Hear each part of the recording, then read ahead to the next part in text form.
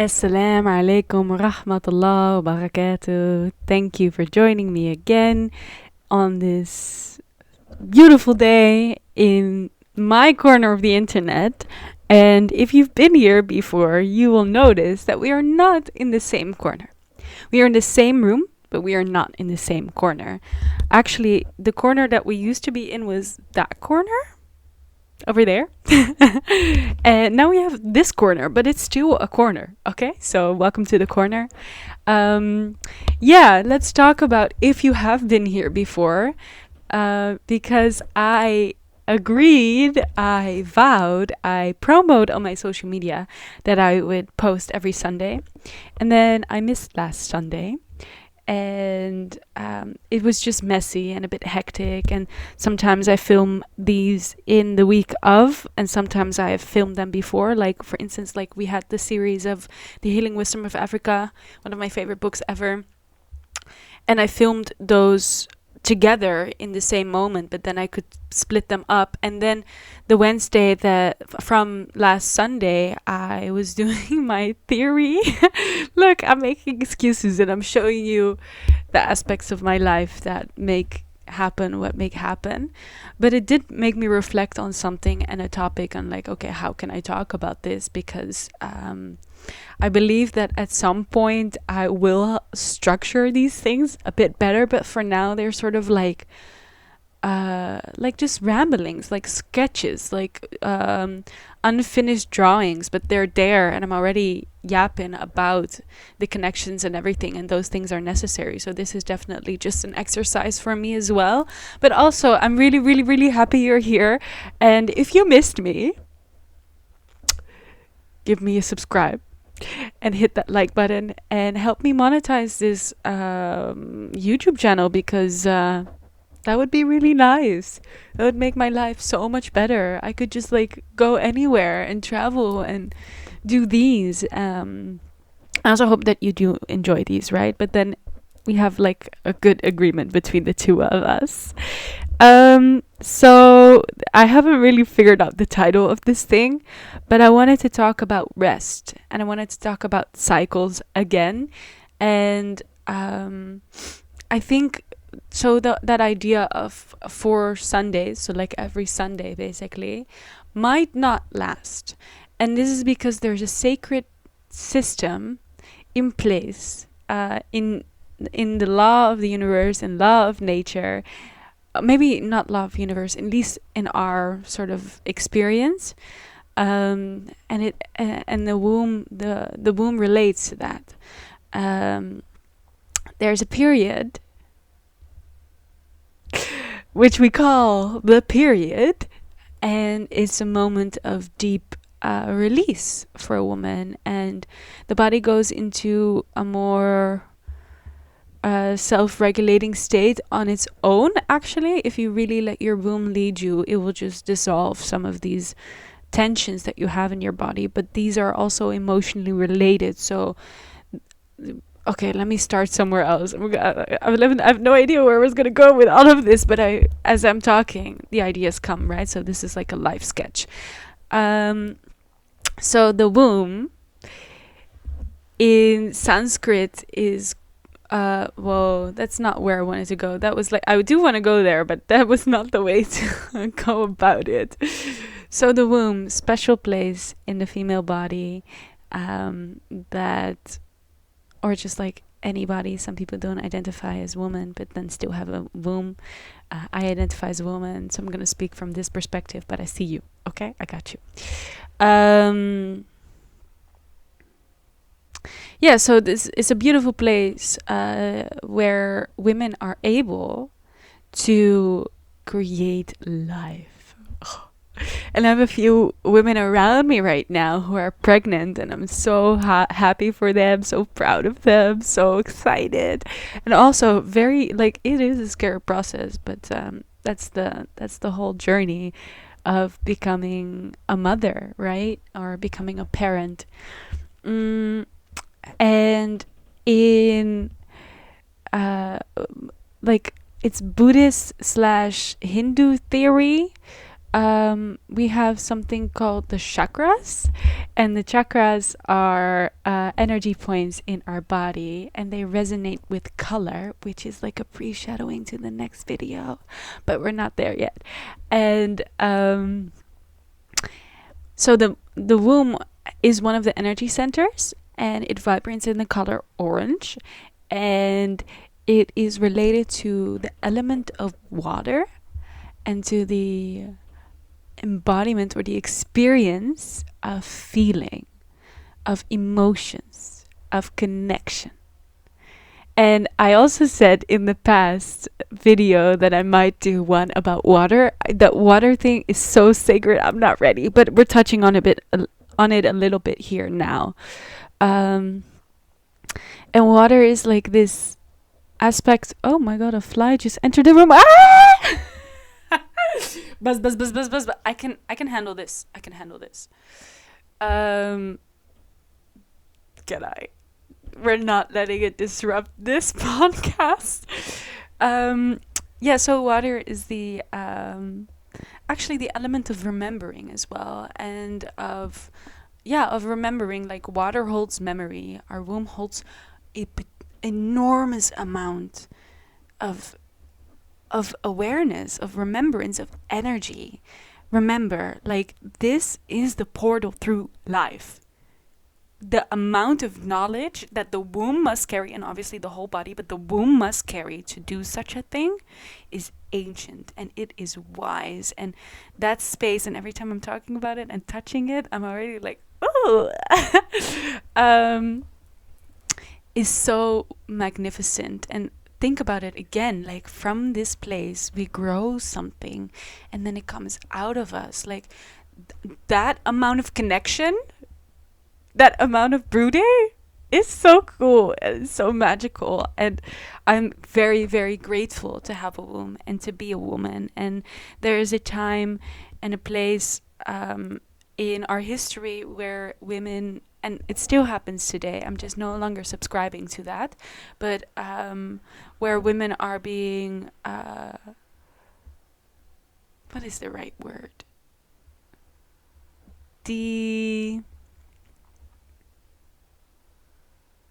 Disrespected and being misunderstood and being brainwashed and being lied to and being ridiculed and being patronized and being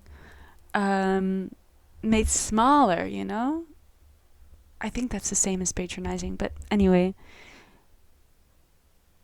And one of the ways to do that is by relating to the dirtiness of her period blood. I cannot. I recently learned that there's a woman and she is at a place. Oh my god, I forgot the name. The controversial place in Honduras. But she's doing something really cool. What she is doing is she's doing a research on making bio like like body parts, like so like livers or like toes or whatever, from period blood, because period blood holds an enormous amount of stem cells. It's the purest way to get stem cells at the moment. Women know because we put our period blood in our water. Or I mean, sorry, we put our period blood in water and then I give that to my plants. This is something someone else taught me. It's not my own practice, but these are normal things actually. And to get comfortable with our period blood and to actually realize it's sacred and it's literally the source of life. It's water of life, if you will, because it has so much potential to become life. And actually, I'm going to tell you something really disgusting. But so if you don't want to do that, if you're already like, this is kind of making me feel icky, please leave. This isn't for you, okay? Go home. Turn off your phone. Put away the laptop. Switch channels. But I'm going to continue now. So I save my period blood and then I give it to my plants. But one time, it's so bad. I'm a procrastinator. I have to start there. I put it down and I put another lid on top of it so it doesn't really like rake all through the room, because it is a powerful scent. I don't mind the scent so much, but like just in general. And it took me so long And then at some point, it was like weeks, 2 weeks, maybe 3 weeks. This is so bad. I don't know why I'm sharing this. I lifted the thing and I saw like little, like, I don't know, like cells swimming. Like life had happened inside of that little, like, bowl that was covered in the dark. I know this is disgusting, but isn't it magical that, like, by just leaving it there for a substantial amount of time, life happened inside of that thing? And I have no idea what the nature is of those cells, like of the creatures that I had created. But in general, there's so much that can be done with it. And so there's a woman who's doing a research on how she can use the stem cells of period blood to create like bio-based body parts. Like if you are a liver short, no, not a liver short, if your liver is not functioning anymore, you only have one liver, that you could basically, if you're a woman, get it from your own stem cells, from your own period blood, to create a new liver. How is that disgusting? Tell me. How is that that's magical. We pump from the deepest part of the earth to get like this black, is it black? I think it is. Like black substance that is actually just like dead animals from eons ago at this point, fossil fuels. And we put it in our cars and we put it on top of our food, like as plastic and everything. And then you're going to tell me my period blood is disgusting? No. We need to talk about something else. Yeah. So that's, yeah. And this is a journey, right? Because I was raised in a way where like, oh no, my period is coming. Oh my God. And it's definitely an attack on your body, I will say so. And that has to do with studying, how do I live my life? Do I live my life accordingly to my intuition, which is also placed in this energy center? Do I live my life according to emotional expression? Do I allow my emotions to run through my entire system? And do I allow myself to see them, and do I allow other people to see them? How safe do I feel in my environment?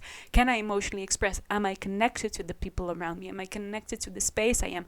What food am I eating? What kind of nourishment, what kind of dense nourishment? Because food to me is very much related to the earth element, which is the root chakra, which is the first one from, and the svadhisthana, which is our womb chakra, is the second one, orange, right? But but these materials are very much related to how our cellular structure responds and how our energy then exudes, right? Like different foods create different experiences in your body. Like broccoli is just good for you. That's facts. And a very normal fact, or a very like ground rule, is that orange foods are good for the womb.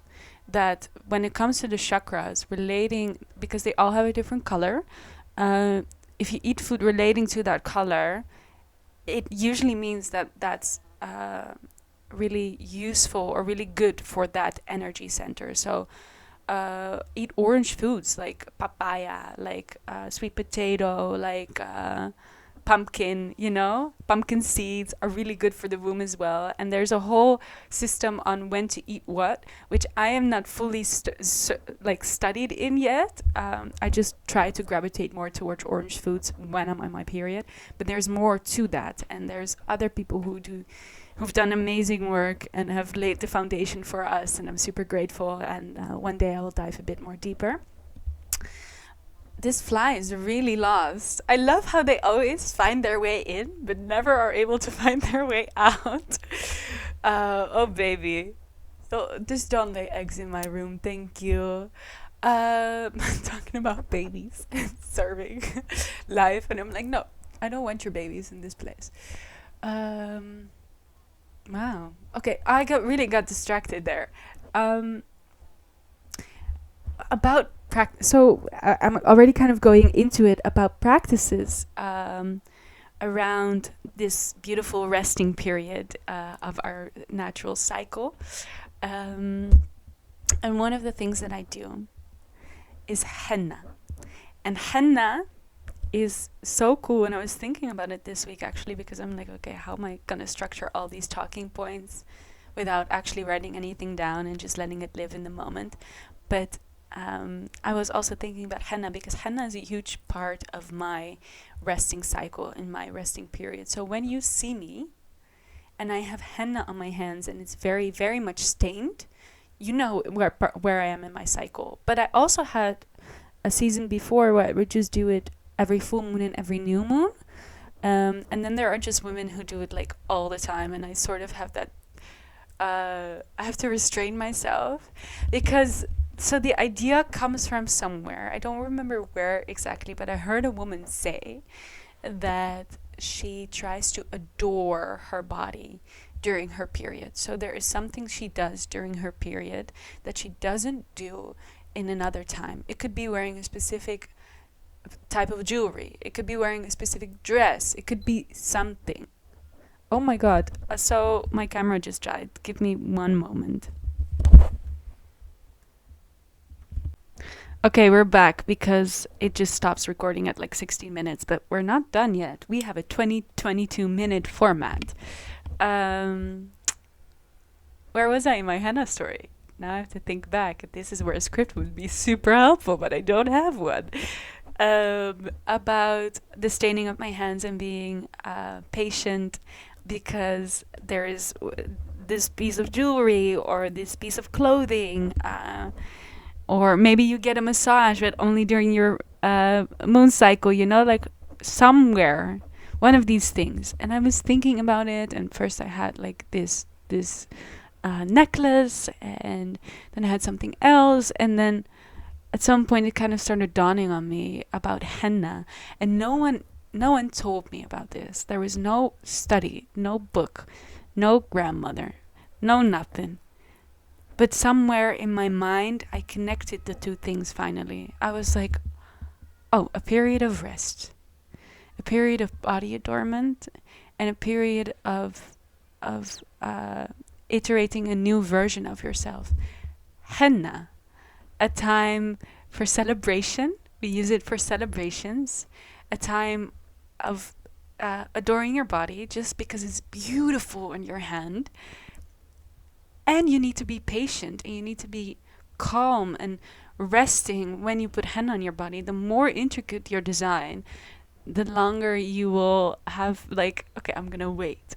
And then there's the whole idea that that different type of styles or different type of drawings have different significance. And like I heard that, for instance, in Hindu weddings, when the woman gets her henna done, that usually they try to put the husband's initials somewhere, which I think is so cute. And then he finds it on the wedding night. Oh, I can't even. That's so cool.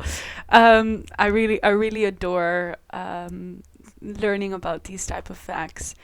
And the two things came together for me, and I realized, oh my god, I'm in a red phase, and henna is usually a red stain or an orange stain. It just made so much sense. Do you understand? Like that, what is happening in my body, and then, okay, signaling with my eyes that I'm also there.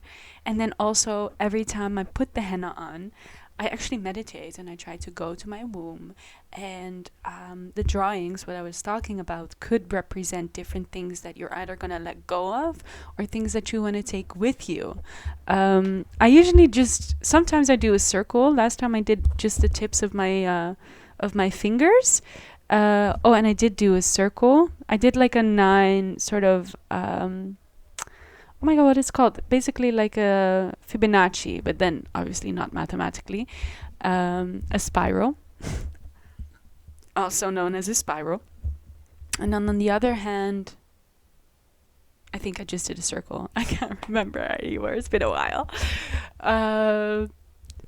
But you could do anything, right? And I thought that was a gift I wanted to give to you guys, because it's a gift I give myself every period. I put henna on my body, and I become patient, and I adore my body, and I try to listen to my womb. And as I'm doing this whole thing right now, she's so happy that I'm doing this, because I'm not perfect, and in a lot of ways I'm still learning how to unpack my emotions. I'm still learning a lot of ways in how to feel safe and connected to people. Um, and it's just naturally happening right now. I know that this is the thing. I was talking about this in the first episode as well. Like, I think it was also about connections. Oh my God. This is where you see that I just like say things and forget them. Um, so yeah, this is really the place where I needed to be energetically, because this is the next place for me to work on. Um, and now that I'm also talking about this sort of willy-nilly, but also nothing is like by accident, right? Yeah. Oh wow. Okay, I'm gonna leave it here because otherwise you're just gonna hear me love about my womb for like 20 more minutes. Um, the idea is to inspire you to either start using henna, especially if it's within your ancestral tradition, within your culture. I'm half Egyptian, so it's definitely within our culture. Or at least just like kind of start studying, like, okay, what can I do for my womb when I'm on my period that makes me feel good and that actually makes me look forward to it, right? And this is also the thing with me and henna. I don't do it other than in my period, so I can actually look forward to my period, which is so cool. But like, who does that? And it's also, last thing that I want to give to you, take the days off. Just radically take the days off. If you're a student, that. Oh, I have to bleep myself again. And also, bad advice. But I'm just saying, radically choose your rest in those times, because it will make you feel so much more rejuvenated and so much more intimate and knowledgeable about yourself.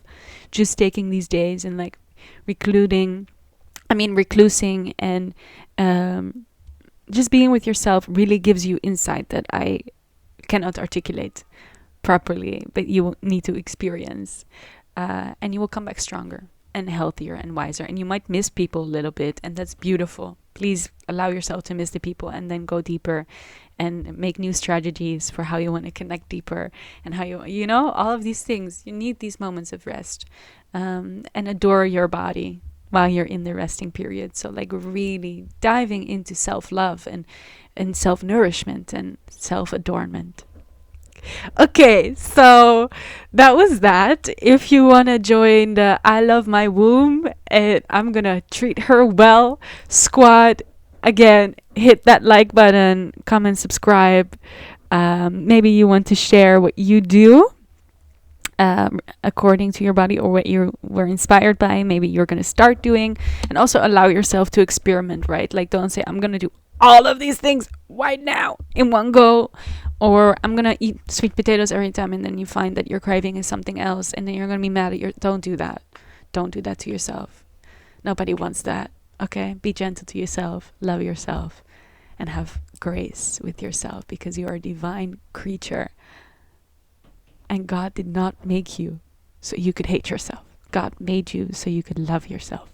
So do that. Mwah. I love you. Thank you for watching, and I see you in the next one. Bye.